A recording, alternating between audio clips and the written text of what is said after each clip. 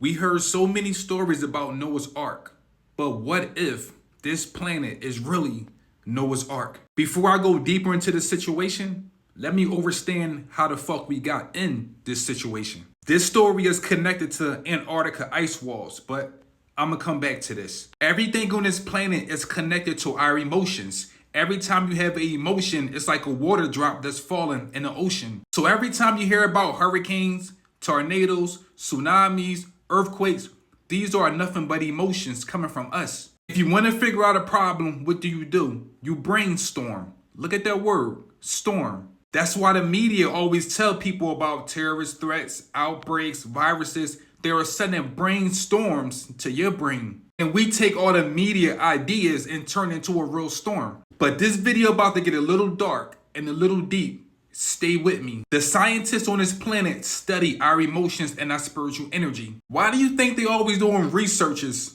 on us and animals? But what they don't want to tell the people is this. All of our minds is connected to one source. So they are studying all of our emotions. They take our emotions and they wire that shit right to HAARP. Now HAARP is making artificial storms. Well, they are using our spiritual energy, and our energy is actually powering their system called HAARP. But let's get back to Noah's Ark.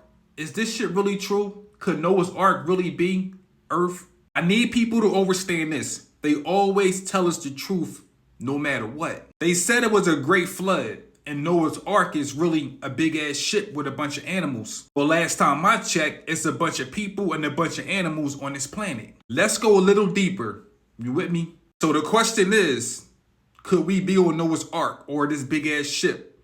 Pay attention to the language: friendship, relationship, leadership, membership, ownership, hardship, courtship. Why they always using the word ship at the end of everything? Is this a coincidence, or maybe they're trying to tell us something? Anytime you order something from a website, what do? They have to ship it out to you. I want people to understand this because this is really important.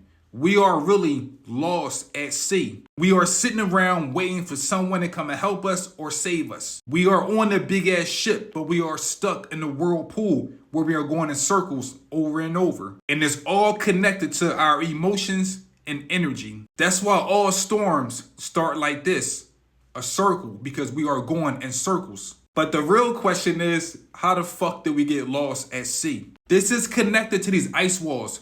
We are supposed to be living in Antarctica, but we got kicked out. And when we got kicked out, we was lost at sea and we didn't know how to navigate no more. Once we got kicked out of Antarctica, the moon started to be our captain. It is now traveling with us, or we are traveling with the moon in the underworld. But we didn't get kicked out of Antarctica because we was obedient.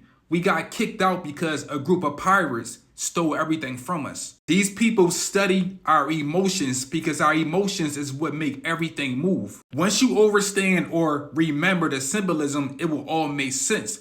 They said a group of pirates came here, and all pirates want is the chest of treasure. But they don't want any kind of treasure. They want your heart, because your heart is the real navigation system. They say if you ever find yourself lost in life, just follow your heart. But what if a group of entities stole your heart and they gave you gold and you gave them your heart? That's why they say everything that shine and glitter is in gold. The only way we can get out of this storm and get back home is we have to cut off the news, TVs, newspapers, anything that fuck with our energy vibration field. We gotta stop doing it. If you cut the news on and you hear about terrorist threats, viruses, breaking news, just say, it's bullshit. Just remember, whatever you focus on, it starts to focus on you. So if you focus on this, it becomes you. HAARP is not some big ass super machine factory that controls everything. They just know how energy works. They know if they can take something, they can use that and they can power it through another system. We have grids.